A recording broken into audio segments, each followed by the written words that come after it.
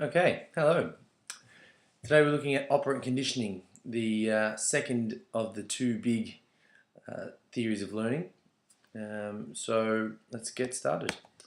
Okay, before we jump right into operant conditioning, we're going to look at where the idea for operant conditioning came from. And that is the idea of trial and error learning. Trial and error learning is, as it sounds basically, it is when the learner attempts to learn or solve a problem by trying alternative possibilities until a correct solution or desired outcome is achieved. We'll often make a few mistakes before we figure out the right answer. It's important to note that it's also called instrumental learning because the person is instrumental, or they play a big part in the learning process. Okay? So they're very active. Remember we talked about classical conditioning, the person is passive. Okay, in trial and error learning, and definitely in operant conditioning, the learner is active. So, who's the major theorist in terms of trial and error learning? It is Lee Thorndike and his puzzle box. Okay, he first conducted trials on animals, more specifically cats. He created a puzzle box which had food on the outside, and it had a couple of different things inside the box which would allow the cat, once it triggered those things, to open the door and get the food that it needed. Basically what happened was, and I'll show you a video of this in a sec, the first couple of times the cat would just wander around the box with no real luck. It would try and reach out through the slats in the box to try and get to the fish. It would bang its head against the parts of the box to no avail. Then eventually, randomly, it would run into something which would cause the door to open, a lever, a rope, something like that, and it would get the food. When put back in the box, it knew that when it did something over this area of the box, something happened, so it would spend more time over there. Eventually, you'll see that the learning showed its way through the cat being able to get out of the box quicker and quicker. Okay, now it wasn't a straight line, it wasn't a clear pattern, but it was a very obvious decrease in time that it took to get out of the box. Okay, and you can see there some information on the specifics of the puzzle box. And what's most important is that the results led to Thorndike developing what he called his law of effect. Okay, and we have it here. The law of effect is a behavior that is followed by satisfying consequences is more likely to be repeated, and a behavior followed by annoying consequences is less likely to be repeated. Okay, sounds a bit slack by a psychologist to use the word annoying, but that's the words that he started to use. And there again you can see the reminder that it's also called instrumental learning. So I'm quickly going to show you a video of the puzzle box to get you to give you a bit more of a visual idea of what we're talking about. But how is a new skill learned? That was a question which began to fascinate Thorndike. To answer it, he built some ingenious puzzle boxes from which cats could only escape by operating latches. And in you go.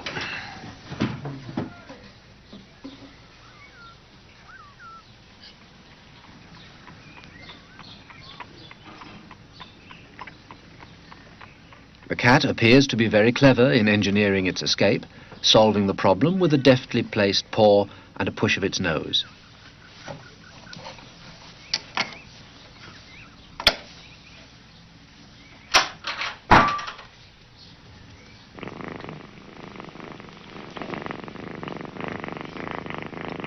But Thorndike didn't believe that an animal, even a clever cat, understands the consequences of its behavior.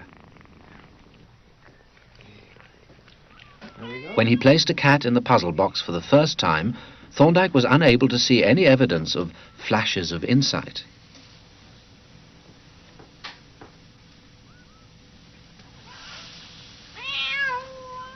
The successful actions appeared first by chance.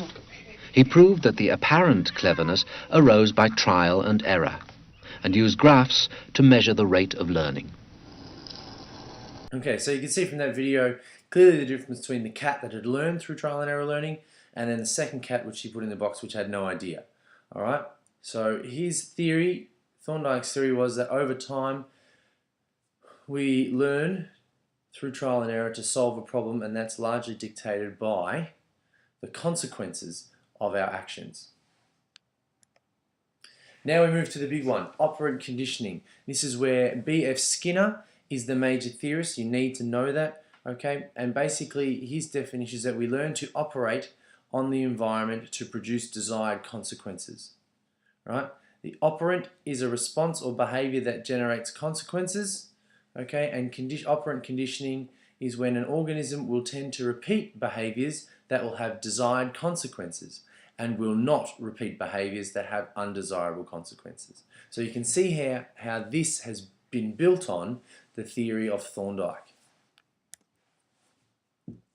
We have the three-phase model. Now, depending on the textbook you read or the internet site that you're on, there will be slightly different terms for this. We're using the ABC model because I think that's going to be the easiest for us to understand.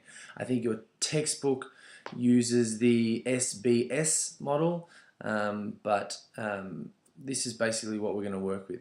So we have the antecedent, which is the environmental stimulus that precedes an operant response.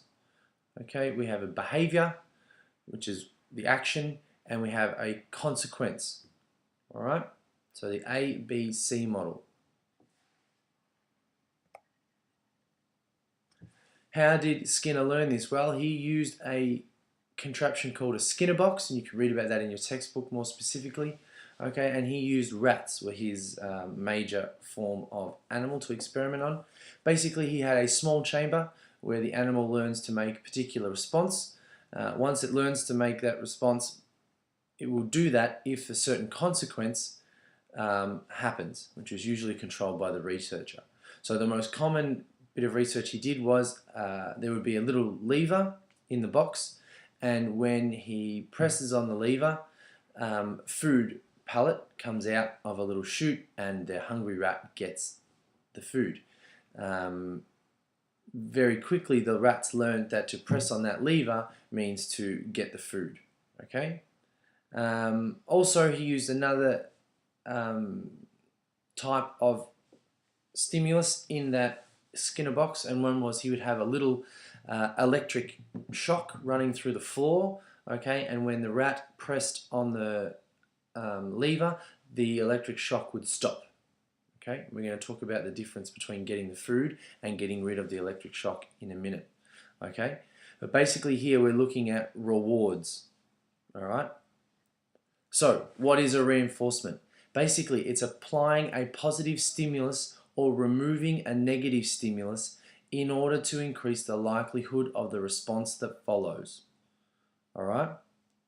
So any sort of reward. Now, it doesn't always mean that you get something good. Sometimes it means taking away something bad. Okay? So, you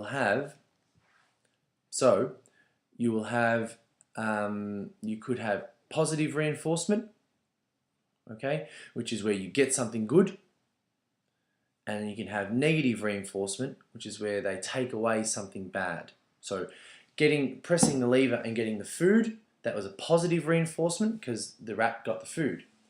Pressing the lever to make the floor stop giving off electric shocks, that was negative reinforcement because it took away something bad. All right, throughout this little section on operant conditioning, you need to remember that positive equals adding and negative equals taking away. Okay, it doesn't mean good or bad here like it usually does.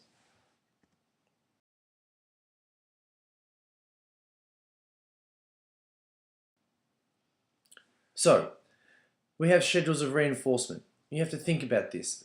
Think about if you're training a dog, or if you've got a little brother or a sister, and you say every time you want them to do something, you give them a treat. Okay? If they know every time they do something, they're going to get a treat, okay? This is called continuous reinforcement. This is very, very good in the early stages of changing behavior, okay? What we call the acquisition phase. So if you're training your dog to sit, every time the dog sits, you give them a treat, give them a treat, give them a treat, okay? The problem is that over time, if the dog knows it's going to get a treat for every time it sits, then you know, sometimes it won't sit straight away. It'll say, yeah, I'll sit in a minute when I'm ready. I'm not really, you know, I'm going to get the treat anyway, so I'll just sit whenever I'm ready, okay? And I see Jess do this a little bit when we go for a walk. But what they have found in subsequent studies is that then if you introduce the idea of partial reinforcement, okay, you're more likely to keep that behavior strengthened or strong over time. So, partial reinforcement is when even when the correct response is given, the behavior is only reinforced some of the time. Okay, this is usually more successful as they don't know when they'll be reinforced. So they're going to sit straight away every time. Okay, because they're not sure if they're going to get a treat or not. Rather than, yeah, I'm going to get a treat. I'll do it when I'm ready. So maybe I won't get a treat this time, so I better sit down just in case. And that brings us to schedules of partial reinforcement. And this is really important that we understand these. Okay, we were talking about these the other day in class. I think we got a little bit tripped up on them. What you need to know, the two most important things is that there's going to be ratios and intervals. Okay, ratios equals number, intervals equals time. Okay, that's really important. So ratio equals number, interval equals time. So if you have a fixed ratio, okay, that means that the reinforcer is given after a certain or fixed number of correct responses. So after every 10th time the dog sits down, it gets a treat. Okay, it's fixed every 10 times.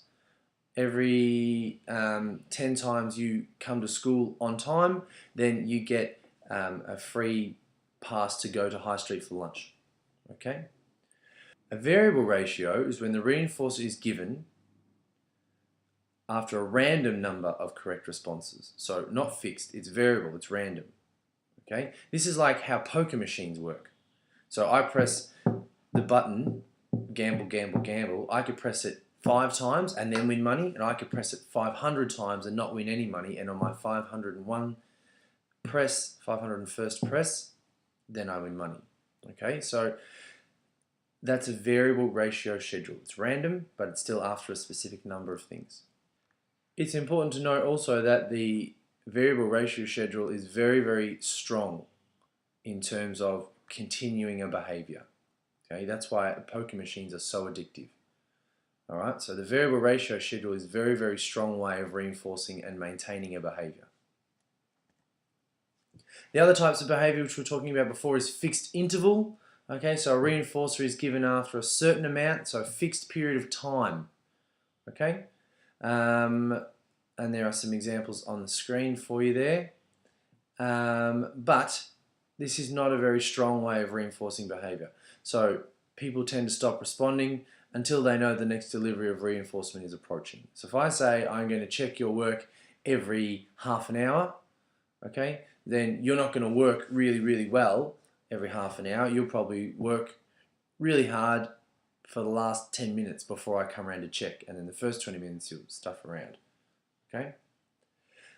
The last type of reinforcement schedule is the variable interval schedule. Okay, so a reinforcer is given after a random period of time. For example, if people were hanging out in the toilets and they weren't supposed to, if you knew that there was a chance that a teacher could come any minute and it was random and you didn't know, then you're more likely to get out of those toilets quickly. Okay, rather than hanging around there and doing something you shouldn't be doing. So the variable interval schedule is a random amount of time before the reinforcer is given. Okay, this produces a steady rate of response, and extinction is slow to occur with this type of schedule.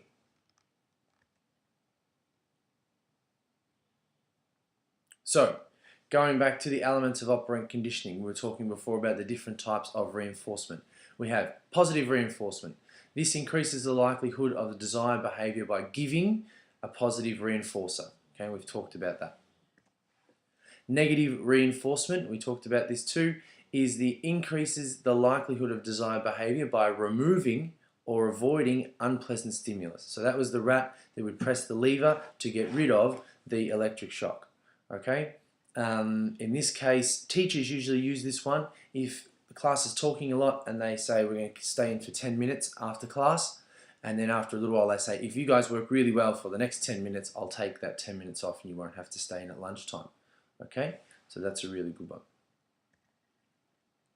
Now we come to the other idea of punishment. Okay, this is not a reinforcer, and the idea of punishment is there to stop a behavior. Okay, so the delivery of an unpleasant stimulus or the removal of a pleasant stimulus is the definition for punishment there, and it decreases the likelihood of an undesired response. All right, so things like receiving a fine when you go over the speed limit or losing your license, something like that. Now again, there are two types of punishment. Okay, there is positive punishment and negative punishment. And if you remember our tip from beforehand, positive just means adding, okay, and negative means taking away. And this is what we're talking about here. If it's positive punishment, then I give an unpleasant stimulus to decrease the likelihood of a response. So you come late, I don't want you to come late, I want that to decrease, so therefore I give you a detention. Okay? Negative punishment is where I take away a pleasant stimulus to decrease the likelihood of a response. So if you're constantly checking your phone in class, I might take away your phone. Okay? And that would be negative punishment because I'm taking it away because I don't want you to be on your phone anymore. Negative punishment is sometimes referred to as response cost. Okay? A valued stimulus being removed, even if it did not cause the behavior, can sometimes have a strong impact on decreasing a behavior. All right? So it doesn't necessarily mean that you have to have those two things connected. So I use the example of taking the phone away from you because you were on the phone or you were texting or something in class. Sometimes the idea of response cost is if we take something pleasant away from you, it will stop another behavior as long as we can make that connection. So, for example, if your parents ground you, so they don't let you leave the house because of something you said to somebody or something that you did, okay? Some factors that affect reinforcement. All right, the order of presentation. Reinforcement needs to occur after the desired response and not before. I can't give you something and then expect you to do the behavior.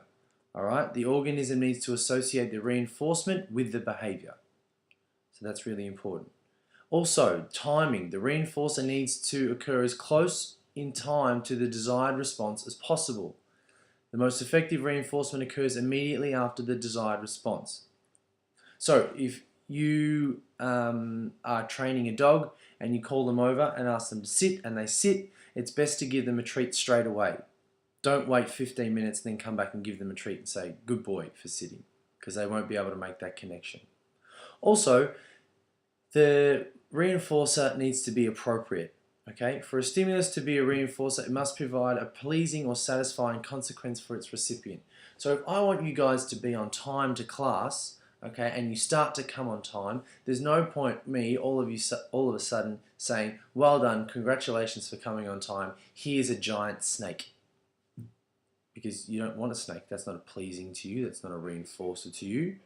Okay, it's got nothing to do with it, you're not going to enjoy that. It would be better if I gave you chocolate or let you leave class 5 minutes early or something like that, something that you wanted, okay? Are you laughing at my example? Okay, so that's really important. In order for reinforcement to be most effective, it needs to be presented after the behavior. It needs to be presented very soon after the behavior, so the timing is right, and also the reward needs to be appropriate. Now, you'll remember when we were looking at classical conditioning, there was 4 stages. There was the key processes of operant conditioning. Okay, they also apply, of classical conditioning, they also apply in operant conditioning. And for your exam and your SAC, you will need to know how these 4 processes that occur are similar and different for both classical conditioning and operant conditioning. Okay, so the acquisition phase. Okay, this is the establishment of a response through reinforcement. So how do they become operantly conditioned? Well, they have to associate the behavior with the reinforcer. That's really important. The speed of the acquisition depends on the use of continuous or partial reinforcement. Okay, and another key term you need to know there is shaping. Reinforcement is given for any response that successfully approximates and eventually leads to the final desired response. Okay, so you might remember the video, and I suggest you watch it, where I operantly conditioned Jessie to learn to roll on her side. Early on, she wasn't doing any of that behavior, so I pushed her over to her side, and once she was on her side, I gave her a treat, because that was close to the desired behavior. And that's shaping. Okay, it's important that you understand that. Also, again, we have the extinction phase. In classical conditioning, the extinction phase occurs when you offer the conditioned stimulus, okay, without the unconditioned stimulus. If you keep providing the conditioned stimulus, eventually there'll be extinction. Whereas in operant conditioning, you have to, if you keep asking them to do the behavior and you do not give reinforcement, then extinction will occur. Okay?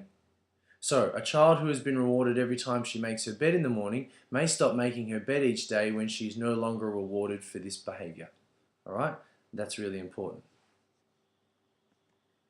Spontaneous recovery. This will still occur. Every now and then the organism will once again show the response in the absence of any reinforcement. It'll check, oh, maybe if I press that lever again, I'll get some food. Okay, because there is still a memory trace there. Stimulus generalization. The correct response is made to another stimulus that is similar to the one that was present when the learned response was reinforced. Okay? So, the child realizes that making her bed is a chore. She then thinks if she does other chores, such as tidying her room, she may be rewarded. So if you get pocket money for cleaning your room, you might go and clean your brother and sister's room and say, look what I did. Hopefully you'll get some extra pocket money. Okay, so that's really important. And finally, stimulus discrimination. The organism only makes the correct response to the particular stimulus that was reinforced. Okay, so for example, sniffer dogs are trained only to respond to the smell of certain substances. Okay, they don't respond to chocolate, they don't respond to anything. Some sniffer dogs only respond to cocaine. Others only respond to marijuana. Okay, and they can discriminate. We've also got token economies. Primary schools use these a lot. So this is where an individual receives tokens for desired behaviours that can be collected and exchanged for real rewards. Prisons sometimes use them, but I always think of primary school kids. So for example, you get a little token, and you'll see these in schools. Some parents use them as well. If you do something good, you get a sticker, you get a star. If you get 10 stars racked up, then you can exchange those 10 stars for something, like maybe you get a visit to McDonald's or you get a chocolate bar or whatever. Okay? Those tokens can then be taken down. So if the child is naughty, they lose a star and they're further away from going to McDonald's. This can be very powerful. Again, it uses the reinforcement and it reinforces a behavior or punishes a behavior.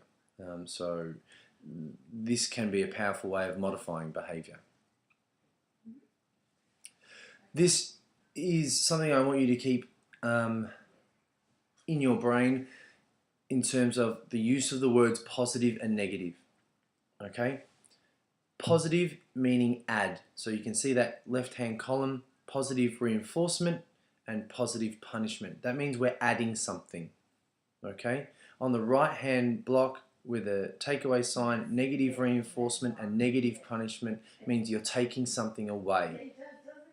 Okay? Across the top, okay, when we're looking at reinforcement, you can see there the arrow. Any type of reinforcement increases a behavior. Okay? And any type of punishment, which you can see down the bottom, decreases a behavior. Alright, so that's really, really important that you know that. Positive just means add, doesn't mean good. Negative means take away, it doesn't mean bad. Reinforcement is good and increases behavior, and punishment is bad and decreases behavior. Okay, so that's really important. All right, so finally, we are looking at comparing the difference between classical conditioning and operant conditioning. Okay, it's important to understand that both involve association of two events. Okay, but one is association between an unconditioned stimulus and a neutral stimulus. The other one is the association between a behavior, okay, and a consequence. So that's really important. One other important similarity that they have is that the key processes are the same. Acquisition, so when you're pairing the things together or when you're associating rewards and punishments with behavior, okay, that's a crucial phase. There is also extinction phases, there is spontaneous recovery, there is also stimulus generalization and stimulus discrimination. Okay? What are the differences? Classical conditioning does not depend on consequences. Operant conditioning does depend on consequences. In classical conditioning, the learner is passive. They're not really involved in their learning. In operant conditioning, they are extremely active in their learning. Okay? In classical conditioning, the stimulus, okay, is the unconditioned stimulus first, then the response, whereas operant conditioning, there's the response first, then the stimulus, okay, or the consequence. With classical conditioning, there is association between two stimuli. With operant conditioning, there is association between a response and a consequence. And with classical conditioning, you can see there is the conditioned stimulus and the UCS have to be close together, whereas in operant conditioning, the response and the consequence can be separated by a delay, okay, depending on the type of schedule that you're using. And overall, in classical conditioning, the learning becomes a reflexive response, almost like a reflex action, whereas in operant conditioning, it becomes a voluntary response. There's still an element of choice. Okay, so that's operant conditioning overall. It's a big chunk. This is a big video. I suggest you do this in parts and break it down, but it's important that you know all of this stuff, especially the comparison stuff at the end. Okay, so make sure you make a comparison chart between the key processes of classical conditioning and the key processes of operant conditioning, because there will be SAC questions and exam questions on that stuff. All right, I look forward to seeing you in class, and I'll see you then. Bye.